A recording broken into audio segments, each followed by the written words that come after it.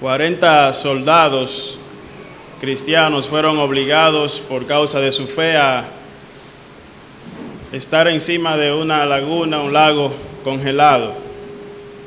Y ellos le quitaron su ropa. La sentencia era morir allí, congelados de frío.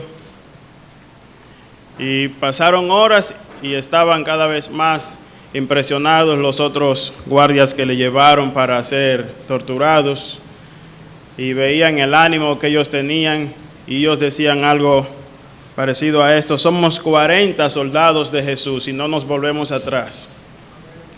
Y ese era una y otra vez su lema: somos 40 soldados de Jesús, no nos volvemos atrás. En cierto tiempo, uno de ellos, ya totalmente vencido por el frío, se decidió salir. Y cuando estaba allí afuera, uno de los soldados que le llevó a él, decidió él tomar su lugar. Y dice la historia que él se recostó allí sobre el frío y se convirtió en un cristiano también. Y volvieron a decir: somos 40 soldados de Jesús, que no nos volvemos atrás. Y podríamos preguntar nosotros, ¿qué es lo que hace en la vida de una persona que está dispuesta a morir, no importa qué tipo de muerte, por la causa de alguien?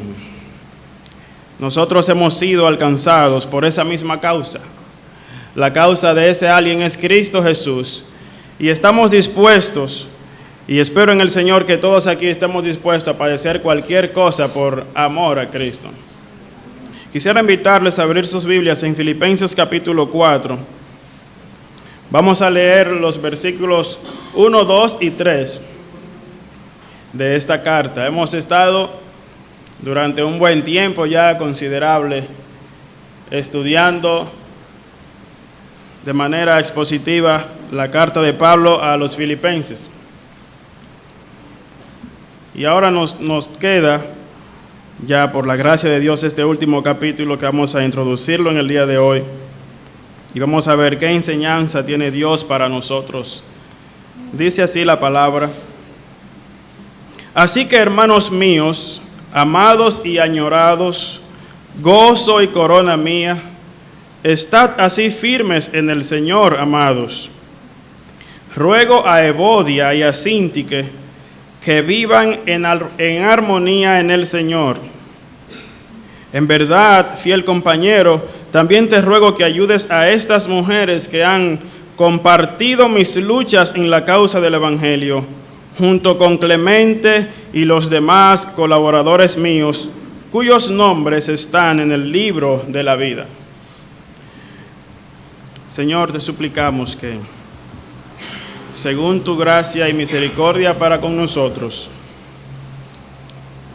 tu Espíritu sea movido a hablar a nuestros corazones por tu palabra. Y en esa misma medida seamos movidos a vivir conforme a ella.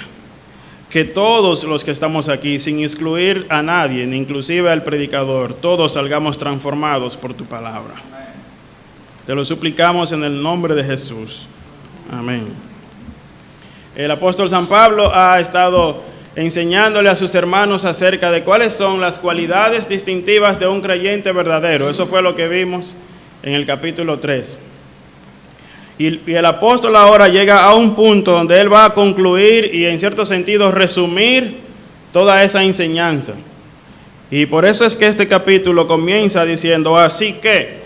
Esa palabra, esa expresión se refiere a lo que Pablo ha dicho anteriormente, que él lo va a concluir, lo que él va a hacerles saber con relación a esto que ellos ya han escuchado. Pablo lo que está diciendo aquí, sobre la base de lo que ya les he dicho, esto es lo que debemos hacer. ¿Y qué sería eso que Pablo les había dicho a sus hermanos? Bueno, empezando desde el desde el versículo 1 del capítulo 3, él empezó a identificarse con ellos como hermanos en Cristo, y él empezó a decirle que algunas cosas ellos debían de tener cuidado. Había precauciones en la vida cristiana. Él dijo: el creyente es uno que se distingue porque su gozo y su gloria están en Cristo, pero tiene cuidado de algunas cosas no se confía en la carne. Y luego el apóstol Pablo dice, el creyente genuino además tiene un deseo grande por conocer cada vez más y más a su Señor. Y en esa medida va alcanzando la madurez espiritual, que no es más que cuando uno se va apartando cada vez más del pecado y acercándose en dirección al Señor hasta ser semejante a Cristo. A eso que llamamos la santificación progresiva, ese proceso en el cual Dios mismo va llevándonos cada vez de gloria en gloria para que seamos semejantes al Señor. Y Pablo dice que aquel que comenzó en nosotros esa buena obra la va a perfeccionar en el día de Cristo. Ahora Pablo también nos dice 3 aspectos importantes de la esperanza cristiana. Los terminó de decir en los versículos 20 y 21. En primer lugar, la ciudadanía celestial. Ese es el primer aspecto glorioso de nuestra esperanza cristiana. No somos de aquí, tenemos una ciudadanía mejor que cualquier ciudadanía de este mundo. Algunos poseen ciertas ventajas en ese sentido porque tienen ciudadanía de un país de buena economía, de buena educación, pero todo eso es nada porque eso se termina. Y eso no satisface, pero nosotros tenemos una ciudadanía eterna en los cielos. Nosotros no somos de aquí, amados hermanos, nosotros vivimos solamente de paso en este lugar, pero pronto, escuche esto bien, hoy estamos 24 horas más cerca de encontrarnos con Cristo. Yo estoy esperando el encuentro con mi Señor. Pablo habló acerca de la venida del Señor y él dijo que en su venida nuestros cuerpos iban a ser transformados. El cuerpo de la humillación nuestra, este cuerpo de pecado, este cuerpo que padece, que sufre, que tiene que sufrir enfermedades, dolor, etcétera, hasta la muerte, va a ser transformado. Y como Dios es poderoso, cuando Cristo aparezca, esa transformación va a ocurrir ¿en qué fracción de tiempo? ¿Algunos recuerdan? En un abrir y cerrar de ojos. Dios va a transformarnos, imagínense eso. La gente hoy toma sus recursos para tratar de alcanzar la eterna juventud. Y después que vamos avanzando en años y subimos por los TAS y empiezan algunas canas a salir y empieza ya el cuerpo a cansarse y empezamos a tener algunas arrugas por aquí y por allá. Entonces empezamos a comprar productos que supuestamente van a detener eso y damos tratamientos, etcétera. Algunos se ejecutan cirugías, pero cuando Cristo venga, en un abrir y cerrar de ojos seremos transformados.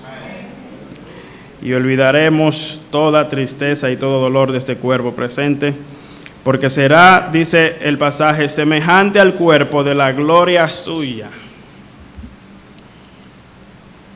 Imagínense un cuerpo glorioso como el del Señor Jesús. Un cuerpo que no vale el hambre. Un cuerpo que no le vale la enfermedad. Un cuerpo que es capaz aún de cruzar sin que la puerta esté abierta. ¿Usted se imagina eso? Yo trato de imaginarme, pero estoy esperando el momento que eso llegue. No para meterme a los hermanos en el cielo por la casa con la puerta cerrada, no para eso. Pero para disfrutar de la gloria de tener un cuerpo glorificado. El apóstol Pablo dice, así que, hermanos míos amados, añorados, gozo y corona mía. Escuchen ahora el amor de San Pablo hacia sus hermanos. Yo he titulado a este mensaje, el amor, la firmeza y la unidad. Amor, firmeza y unidad. Pablo habla de estos 3 temas aquí. Él dice, hermanos míos amados, añorados, y una vez más repite, amados. Pero esto no es algo que él lo dice solamente aquí. De hecho, usted no va a encontrar otro pasaje en la Biblia donde se muestren más expresiones de amor en un solo versículo. Tantas expresiones de afecto, de cariño y de un sentimiento positivo hacia otras personas. Pablo lo tiene hacia sus hermanos, pero fíjese lo que dice el capítulo 1 y versículo 8. Vayan conmigo a Filipenses 1 y el versículo 8. Dice Pablo aquí: porque Dios me es testigo de cuánto os añoro a todos con el entrañable amor de Jesucristo. Esta carta es conocida como la carta del gozo, pero fíjense otro tema que surge aquí y se repite una y otra vez. Vayan conmigo también al capítulo 2 y el versículo 12. Una vuelta a la página, dice: así que, amados míos, dice Pablo. Fíjese también en el capítulo 3 y el versículo 1. Además, hermanos míos, fíjese en la manera como él no se consideraba superior a ellos. Él, por ser un apóstol, no decía, bueno, estos son mis hijos, estos son los muchachos que yo he tenido. No, son mis hermanos, yo les amo. Ahora, nosotros deberíamos pensar en algo en relación al amor, porque en el día de hoy se predica, no necesariamente en la iglesia, pero en el mundo, se predica acerca del amor. Yo creo que uno de los temas, o el tema más hablado, más cantado, más visto en películas y que ha movido más historias y ha inspirado tantos dramas y teatros, es el amor, ¿sí o no? Pero lamentablemente cuando se habla de amor, la mayoría de la gente no sabe lo que es eso. Y usted le pregunta qué es el amor y la respuesta más común es que el amor es un sentimiento. Ay, el amor es eso que uno siente, mira una mariposa en el estómago. Y hemos dejado que el amor sea definido por el mundo y hemos comprado esa definición incorrecta. De hecho, usted escucha muchas veces los pastores en la iglesia hablando, porque debemos hacer esto con amor y debemos amar a nuestras esposas y debemos amarnos unos a otros. Sí, pero ¿qué significa eso? Nadie define amor. Todos decimos que hay que amar, pero ¿qué es amor? El amor, entonces, es malentendido. Cuando mencionamos esa palabra, muchos pueden tener definiciones distintas del amor, empezando con la que dijimos, que es una emoción. El amor no es una emoción ni un sentimiento, el amor es una decisión. ¿Y cómo decimos eso? Porque el amor es un mandamiento. Y cuando Dios manda es porque Él sabe que Él está apelando a nuestra voluntad, una decisión. Dios dice, amen. Y entonces Dios no está diciendo que tú debes sentirte o sentir algo por alguien. Mira, a veces uno ama gente que lo que uno siente es otra cosa. Aún amar a los enemigos, dice la Escritura. Si el amor fuera un sentimiento, ¿cómo podríamos amar a los enemigos? ¿Usted se siente bien con un enemigo? Hay que ser honesto.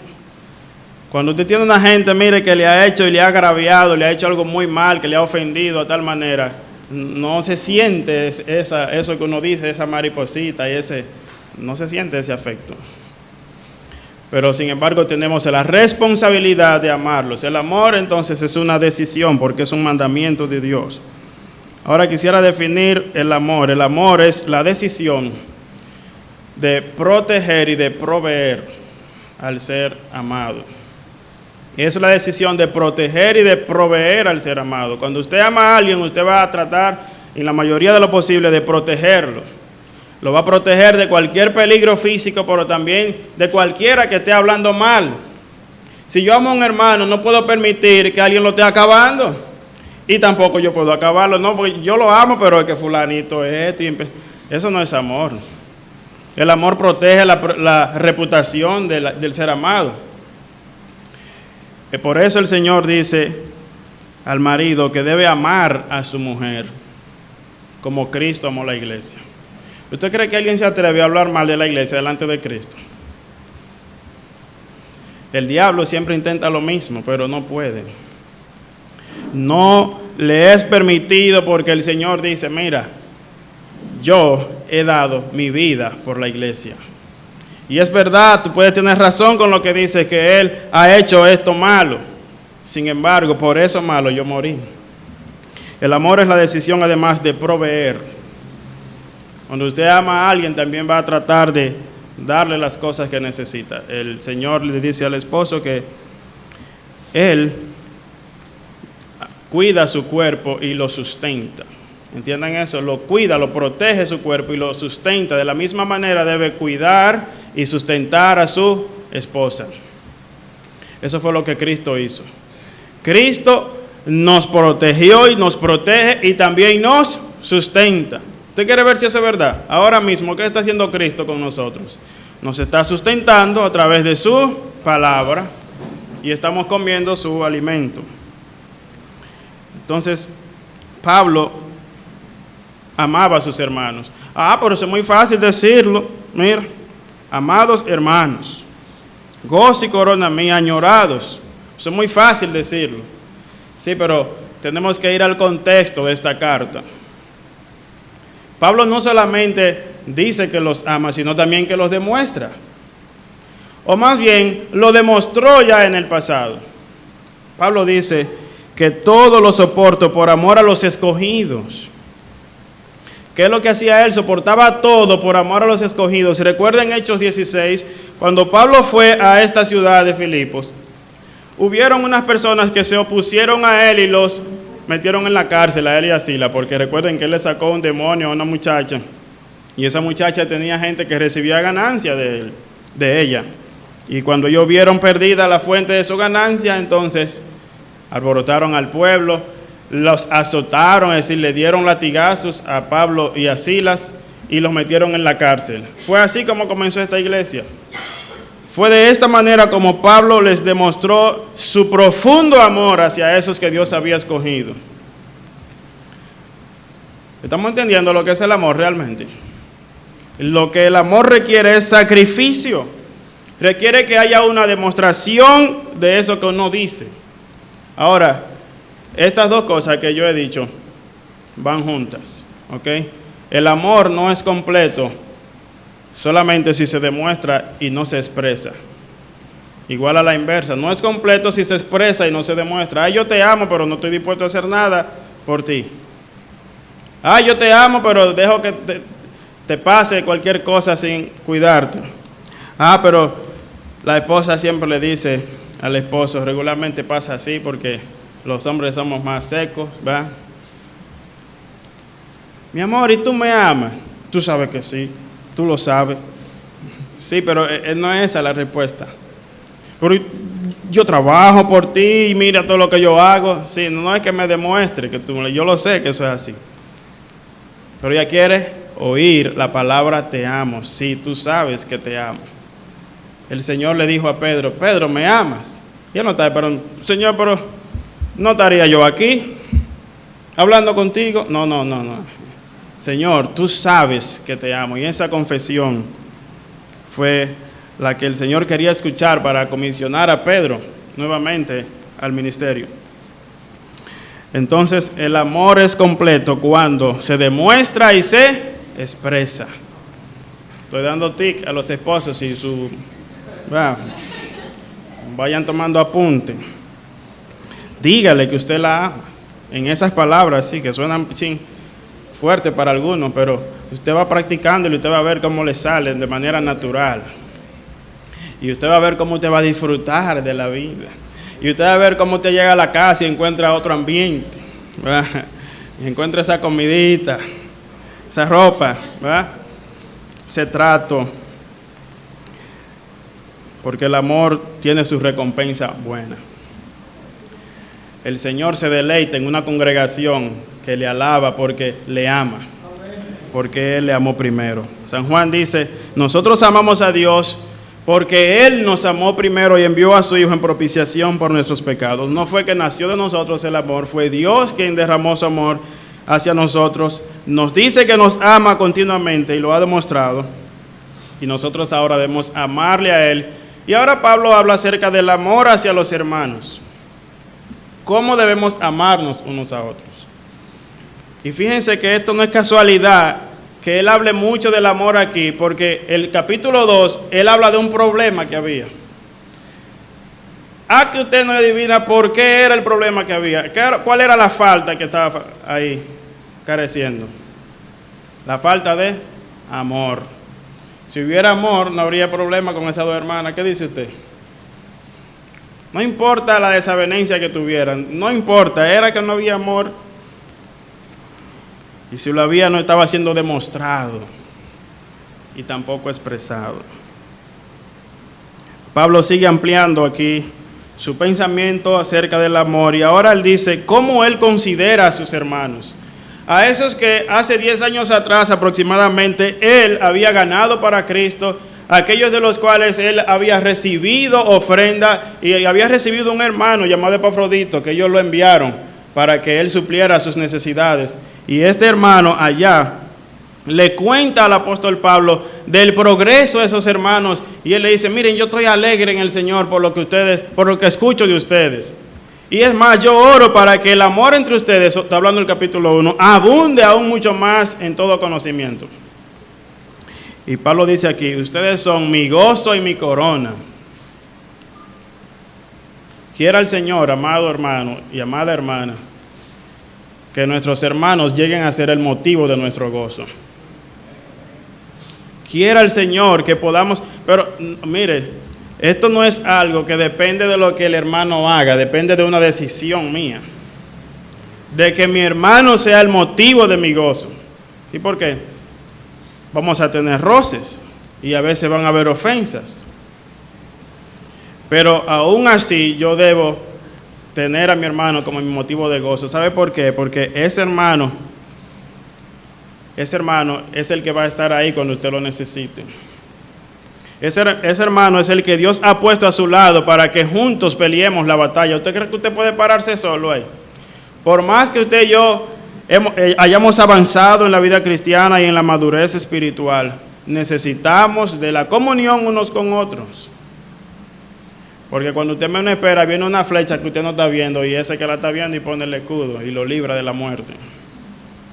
Entonces Pablo dice: ustedes son mi gozo, pero también dice: son mi corona. El motivo de su gozo, cuando él pensaba en ellos, mire, le nacía una alegría en el corazón. Digo una vez más, quiera el Señor que cuando pensemos en nuestros hermanos, haya una alegría en nuestro corazón. Voy el domingo en la mañana a la iglesia, estoy alegre porque voy a alabar al Señor, pero voy a ver mis hermanos. Voy a ver mis hermanos. La tristeza o la falta de gozo, mejor dicho, no es compatible con la vida cristiana. Un creyente sin gozo es un mal testimonio al mundo, para decirlo en palabras sencillas. Pablo dice: ellos son mi corona. ¿Y a qué se refiere Pablo con esto? Miren, habían dos palabras en la Biblia para referirse a esta palabra que nosotros tenemos aquí como corona. Una era la palabra diadema, que era la que utilizaba el rey. No es a esta palabra a la que se refiere.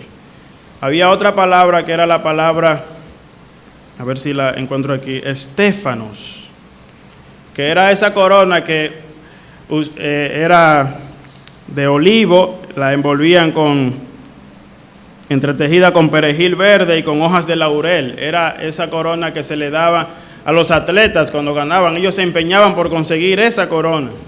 Le daba un lugar de honor y de distinción sobre los demás.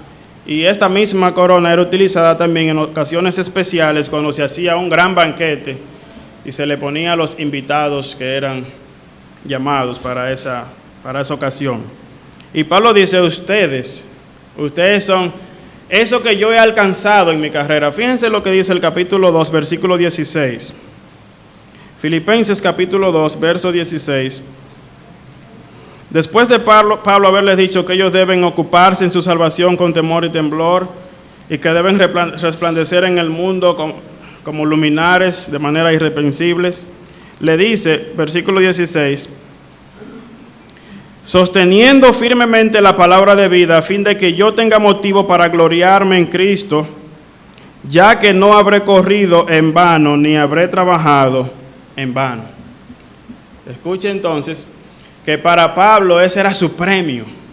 Pablo ya tenía en el presente una corona en los cielos, que eran esos hermanos. Preguntémonos si tenemos nosotros alguna corona. Porque podemos tener coronas por almas ganadas. ¿Usted sabía eso? Hay un himno muy antiguo que dice: mi corona tendrá sus estrellas allí de las almas que yo rescaté.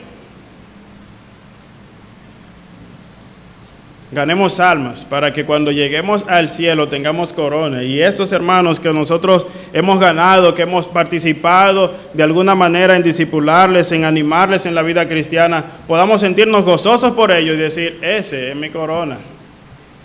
Qué lindo es para un maestro cuando ve a una persona que ha tenido éxito en la vida y decir: ese fue uno de mis alumnos. Quiera el Señor darnos este privilegio y podamos tener hermanos así, que nosotros podamos testificar de Cristo, ellos puedan creer, y en el cielo, dice el Señor Jesús, nos recibirán las coronas eternas. Pablo les dice a ellos entonces: a estos amados hermanos, a esos que son su gozo y su corona, estad así firmes en el Señor. Así que, hermanos, estad así firmes en el Señor. Él les había advertido sobre algunos judíos que estaban tratando de imponer la ley encima y los ritos religiosos de la ley judía encima del cristianismo, encima de Cristo. Y entonces Pablo le dice: miren, nosotros somos la verdadera circuncisión. Pablo además les advierte sobre unos que son enemigos de la cruz de Cristo, son otro tipo de gente. Él decía: esto tienen como su Dios el vientre. Es decir, que a lo que ellos les rinden pleitesía, esos sus propios apetitos carnales. Y entonces Pablo les recuerda que ellos son ciudadanos del cielo, que su cuerpo va a ser transformado en la venida de Cristo. Así que, hermanos, estad firmes. Cuando hablamos de esto, nos estamos refiriendo a la obra que el Señor ha hecho en nosotros, poniéndonos en una posición. El capítulo 1 comienza diciendo Pablo a los hermanos que están en Filipos, a los santos. Estamos en una posición de santos delante de Dios. Ahora, a nosotros nos corresponde estar firmes en esa posición. Muchos de nosotros hemos comenzado la vida cristiana. Pablo dice: yo fui hallado por Cristo. Ahora yo quiero agarrar aquello para lo cual fui también agarrado por Cristo Jesús. Y él se extendía hacia la madurez. Y Pablo dice: en esto hay que permanecer firme. Si usted ha conocido a Cristo, permanezca firme en su conocimiento de Cristo. Si usted está avanzando hacia la madurez cristiana, permanezca firme en eso. Yo he anotado aquí 3 razones por las cuales el creyente debe mantenerse firme. En primer lugar, la naturaleza de nuestra fe lo exige. La fe que ha sido dada de parte de Dios para nosotros exige que podamos mantenernos firmes. Fíjese lo que dice 1 Corintios capítulo 16 y el versículo 13. Primera carta de Pablo a los Corintios capítulo 16 y el versículo 13. Velad, estad firmes en la fe, portaos varonilmente y esforzaos. Pablo dice a los hermanos en 2 Tesalonicenses 2:15 que ellos debían mantenerse firmes y no se dejaran mover por ninguna mentira que llevaran allá, ya sea por palabra o por carta de ellos. Debían mantenerse firmes. Y Judas dice que debemos contender ardientemente por la fe que nos ha sido dada a los santos. En segundo lugar, debemos mantenernos firmes porque la iglesia de Cristo lo necesita. Mire, si no estamos firmes, Satanás entonces va a encontrar lugar por donde acabar con un sector de la iglesia. Debemos estar firmes para poder resistir en el día malo. El Señor dice en Efesios capítulo 6, versículo 13, debemos tomar toda la armadura de Dios para que cuando llegue el día malo poder estar firmes resistiendo. En tercer lugar, Dios demanda la firmeza de todos aquellos que creen en Él. Jesús dijo: nadie puede servir a 2 señores. Dios espera que todos aquellos que han sido rescatados por Él permanezcan ahí firmes, sirviéndole a Él, agradándole en todo. Santiago dice: cualquiera que quiera hacerse amigo del mundo se constituye en un enemigo de Dios. Mantengámonos firmes, amados hermanos. Si eres un creyente, Cristo desea que permanezcas firme. Si deseas conocer más a Cristo, permanece firme. Si luchas por alcanzar la madurez espiritual, permanece firme en esto. Si has sido fiel en tu vida de matrimonio, sigue siendo fiel, permanece firme en esto. Si has tenido alguna victoria sobre alguna área débil de tu vida, no desmayes. Sigue siendo fiel, permanece firme. Ahora, fíjense cómo Pablo pasa de la firmeza a una situación que había con estas hermanas. Y pasamos al tercer tema. Ya vimos el amor, la firmeza. Vamos a ver el tercer tema que tiene que ver con la unidad. Versículo 2 dice: ruego a Evodia y a Síntique que sean de un mismo sentir. El versículo 1 nos habla del amor, que es el ingrediente que estaba faltando en la vida de Evodia y de Síntique. En ellas había algún desacuerdo que no lo menciona el apóstol Pablo. Probablemente no era algo muy grave. A lo mejor no era un desacuerdo en cuanto a la doctrina. Tal vez no era un asunto moral. Algunos piensan que quizás era un asunto simplemente de carácter, de personalidad, de estilo, de hacer las cosas. No se nos dice quiénes eran estas mujeres, qué posición ocupaban. Aparentemente fueron de las primeras que creyeron en Cristo, aquellas con las cuales Pablo combatió por el Evangelio. Fíjese lo que dice el versículo 3. En verdad, compañero fiel, también te ruego que ayudes a estas que han compartido mis luchas en la causa del Evangelio. Eran mujeres de guerra, mujeres que habían estado en el frente de la batalla junto con el apóstol Pablo, y él menciona a otros más. Así que estamos hablando no de mujeres carnales, no eran de nuevas creyentes, ni tampoco gente que se habían infiltrado en la iglesia que no eran creyentes y simplemente estaban ahí aparentando. Hermanas genuinas. Pero quiero decirle algo, hermano, una noticia nueva: aún entre hermanos genuinos y creyentes maduros se dan problemas. Y hay dificultades y hay desacuerdos. Y esto se debe únicamente al pecado remanente en nuestra vida. Y Pablo entonces apela a un ruego. Y el texto original dice: ruego a Evodia y ruego a Síntique. Aquí está englobado en una sola palabra, pero hay un énfasis en la palabra ruego ahí. No es para que Evodia diga: pero a mí que me dijeron que yo buscara la armonía, a Síntique no le dijeron nada. No, le ruego a las dos. Notemos lo que Pablo no está diciendo aquí. Pablo no dice que se reconcilien. Sí, porque en el reconciliarse, eso implicaba que una de las dos tenía que tomar la iniciativa. Ya sea la que ofendió o la ofendida, una de las dos tenía que ir: déjame resolver el problema. No, Pablo no está mandando a que se reconcilien. Tampoco Pablo les da una orden. Podía hacerlo, quizás sí, pero Pablo hace un ruego aquí. Pablo no dice solo a una, sino a las dos. Y Pablo aquí no muestra parcialidad. Pablo no estaba con ninguna de las dos. Estaban en desacuerdo. No me importa quién tenga la razón, quién no la tenga. La razón la tiene Cristo, y ellas no están andando en armonía con la causa de Cristo. Miren, dentro de nosotros van a existir desacuerdos. No estamos llamados a hacer todas las cosas de la misma manera. No todos tenemos los mismos dones y talentos. Pero en todas las cosas tenemos que estar en armonía. En armonía.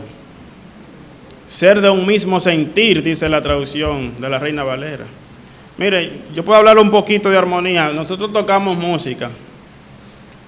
Pero en una orquesta, para que la cosa suene bonito, tiene que haber armonía. Y la armonía no significa que todos tocan la misma nota, porque miren, en una orquesta van tocando diferentes notas según los instrumentos. El bajo toca una nota, el piano toca más notas, la guitarra toca otras notas, y si hay algunos que van tocando los instrumentos de viento, la trompeta, ellos tocan en tonos que son relativos y no necesariamente en el tono central, pero hay una armonía. ¿Cómo se escucha? Una cosa agradable. Ahora imagínense usted que se salgan de la armonía. No porque se puede estar diferente, sí, se puede estar diferente, pero en la armonía. Si estamos tocando en do mayor, no puede haber nadie tocando en re mayor, porque eso crea un problema en la armonía. Ni en do sostenido, tampoco, tiene que ser en do.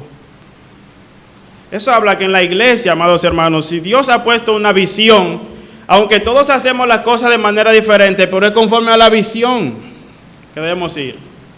Es conforme a lo que Dios va revelando a través de su palabra y lo que Él le va guiando a los líderes espirituales de la iglesia, como todos debemos irnos. Porque si no, ¿sabe cómo suena eso? Malísimo. Miren, lo peor que hay es una música mal tocada. Lo peor que hay es una iglesia con divisiones, con uno tocando un tono por allí, otro por aquí. Así no sirve. Debemos estar en armonía. Ahora, ¿hasta qué punto, hermano, podría llegar esta desarmonía, este desacuerdo en los hermanos? ¿Hasta qué punto?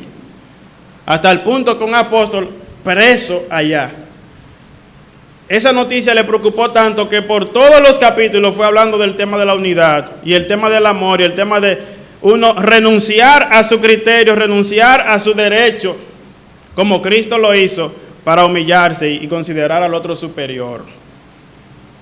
Toda la carta, yo me imagino cuando Evodia y Síntique estaban escuchando la carta, una y otra vez Pablo decía, unos con otros, Pablo decía en armonía, Pablo decía compartiendo juntos, Pablo les decía háganlo como Cristo, y ellas escuchando la carta. Y quizás haciéndose la chiva loca, ¿y de quién será? A lo mejor es de ella, de este que lo está diciendo. Y cuando llegó, como decimos nosotros, el tablazo, ruego a Evodia y a Síntique, esa mujer ahí. A veces, hermanos, hay situaciones que se agravan, que pueden comenzar chiquititas, ¿verdad? Algún desacuerdo, pero le van dando lija a eso y empiezan a decirle a uno y al otro y empiezan a crear bandos, ¿no? Porque fulanita tiene razón y es verdad, y la otra sí, por es fulana que tiene razón, y entonces se van creando divisiones. Y puede llegar eso a causar la división de una iglesia. Y Pablo dice, ese pecado, eso es un pecado grave, comenzó como algo pequeño, pero es algo muy grave, que atenta contra la integridad de una iglesia por la cual Cristo murió, y su deseo y su oración en Juan 17 fue que ellos sean uno, así como el Padre y yo somos uno. Y en este sentido nosotros debemos entonces luchar ardientemente por mantener la unidad. Luchar ardientemente por mantener la unidad. Ahora, ¿qué se necesita para resolver un problema como este? En primer lugar, Pablo aquí lo hizo con un anuncio público. Ay, pero si van a sentir mal, hermana. Se iban a sentir mal. Pero es más importante la gloria de Cristo. Yo estoy seguro que muchos se habían acercado, hombres como Epafrodito, que tuvo que decírselo allá a Pablo en Roma. Pablo dice, Epafrodito, ¿y cómo está la obra? Mira, Pablo, los hermanos están en un amor tremendo, creciendo, todo un asunto bien. Mire, háblame de mis hermanas allá, Evodia, háblame de ella. Bueno, Evodia, bien. Y Síntique, Síntique bien, pues ese bien no suena tan bien. ¿Qué es lo que pasa? Bueno, hay un problema. Y allí el apóstol Pablo, entonces, le envía una carta desde allá, desde arriba. Ruego a Evodia y a Síntique, una carta leída en la congregación entera, de manera pública. Aquellos que persisten en pecar, dice Pablo, hay que reprenderlos delante de todos, especialmente los que son ancianos, los que son líderes, para que los demás también teman. Otra forma que la Escritura nos muestra aquí es que debe hacerse con sensibilidad y con tacto al momento de comunicarles la solución. Pablo dice, les ruego. Miren que todavía él sigue con la forma del amor para expresarse hacia sus hermanas. La consideración. Él tiene que actuar con la verdad. Él sabe que este problema puede agravarse tanto, entonces lo hace de manera pública. Todos lo sabían ahí, lo que había entre ellas dos. Pero también él dice, un ruego, sigue con el amor. Con misericordia y verdad se corrige el pecado, dice la Escritura. Y además, dice aquí el versículo 3, Pablo le dice a su compañero fiel que le ayude a ellas. Para resolver un conflicto como ese, a veces es necesario la intervención de terceras personas, personas espirituales, que estén dispuestas no a irse con una ni la otra, sino a entrar en el medio y decir, hermanas, miren, este es el tono, es por aquí que va la cosa, vamos a tocar todos la misma armonía. Y esto fue lo que hizo este compañero fiel, que no sabemos quién era. Algunos han dicho que esto es un juego de palabras, de un hombre llamado Cícigo, que significa compañero de trabajo, y la palabra fiel. Entonces, pero realmente no sabemos quién era este hermano. Lamentablemente no se nos dice el nombre. Pero sí hay uno a quien se nos dice el nombre, alguien que también combatía con ella, llamado Clemente, cuyo nombre está en el libro de la vida.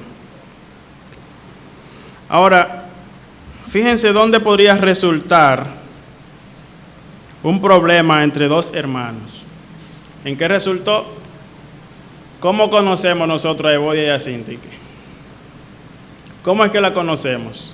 Pasaron a la historia cristiana, a la historia inspirada, como hermanas con un problema de desacuerdo, como hermanas que no estaban en armonía. Y vamos a reflexionar y con esto a terminar. ¿Cómo queremos ser recordados en la historia? ¿Cómo queremos ser recordados en la historia? Yo creo que esas mujeres, lo más lejos que tenían era eso, pero esta fue la imagen que tenemos por siempre. Donde quiera que se habla de un desacuerdo, de una desunión, una iglesia, se habla de Evodia y de Síntique. ¿Cómo quiero ser yo recordado? ¿Como un ente de lo que están sembrando una cosa diferente y me estoy apartando de mi hermano simplemente porque no hace la cosa como yo la hago? ¿O yo soy de esos que estamos buscando la armonía? Aún que buscando la armonía tenga que renunciar a gustos, a criterios, o a un estatus que yo mismo me he puesto. Piénselo, ¿cómo queremos ser recordados? Porque nosotros, amados hermanos, vamos a ir al cielo y nuestros nombres están escritos en el libro de la vida, de donde no seremos borrados. Esta es la esperanza para Evodia y Síntique. A pesar de su dificultad y de su problema, eran creyentes de verdad y están en los cielos. Sus nombres están escritos en los cielos. Nosotros, desde que morimos de aquí, no se acuerda nadie de uno, nuestros nombres son borrados, pero nuestros nombres reales están en nuestra ciudadanía real en los cielos. Y allí nos vamos a encontrar, hermanos. Hay esperanza. Si usted es un creyente genuino en Cristo, entonces esto es lo que debe aplicar para su vida. Si usted está viendo que hay un desacuerdo con algún hermano, yo les ruego en el nombre del Señor, toquemos la misma armonía. Vaya y póngase de acuerdo con su hermano. Muéstrele amor a su hermano. Muéstrele amor protegiendo, lo hemos dicho, ¿verdad? Y proveyendo para él. Protéjalo. Protéjalo de esos comentarios que pueden surgir de él porque él no hace la cosa como usted. Cuidado si es usted mismo el que está propagando malos comentarios. Protéjalo. Mostremos amor. Y en aquello que hemos llegado, seamos firmes también. Y para poder lograr la firmeza, tenemos que estar unidos. ¿Sí o no? Hay que estar unidos. Si no estamos unidos, mire, por ahí es que el flanco más débil, por ahí se va a ir a perder la batalla.